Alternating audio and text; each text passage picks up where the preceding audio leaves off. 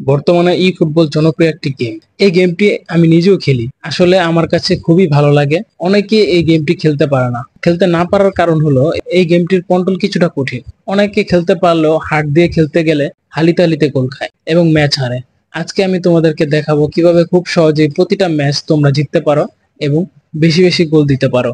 তাহলে শুরু করা যাক। প্রথমে যে কাজটি তোমাদেরকে করতে হবে সেটি হলো একটি ভালো ম্যানেজার তোমাকে সিলেক্ট করতে হবে। কিছুদিন আগে সবচেয়ে ভালো যে ম্যানেজারটি ছিল সেটি জাবি আলোনসো। সে ছিল সিঙ্গেল বুস্টারের একটি কুইক কাউন্টার ম্যানেজার, তবে তার প্লেইং স্টাইল ছিল খুবই ইজি।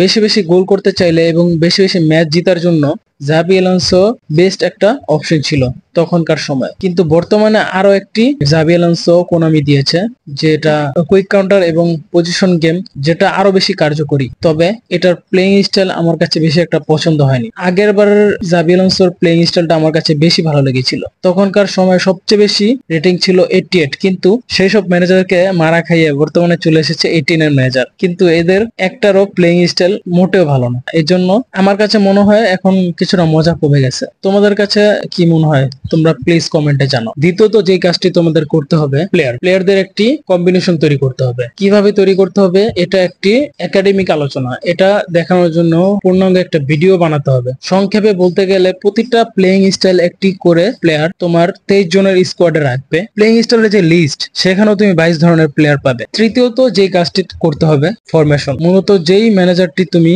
নিবে সেই ম্যানেজারের যেই ধরনের ফরমেশন খেলে থাকে তুমি সেই ফরমেশনেই তোমার টিমকে খেলানোর চেষ্টা করবে, না খেললেও কোনো অসুবিধা নেই। চতুর্থ যেই কাজ সবচেয়ে বেশি ইম্পর্টেন্ট সেটি হলো অ্যাটাকিং এবং ডিফেন্স। যখন তোমার কাছে বল থাকবে তুমি তখন কিভাবে পাস করবে, যখন তোমার কাছে বল থাকবে না তখন তুমি কিভাবে ডিফেন্স করবে সেটাই তোমরা দেখো। যেহেতু আমি জাবি আলোনসোকে নিয়েছি, এই টিম ডিফেন্স করার সময় সোজা প্রেস করে।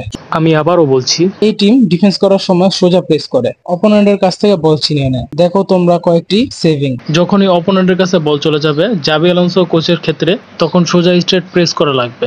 অপোনেন্টের কাছে বল চলে গেলেই অপোনেন্টের প্লেয়ার বরাবরই তোমার ডিফেন্স লাইন, সোজা গিয়ে হিট করবে প্লেয়ারকে, দেখবে বল পায়ে চলে আসবে।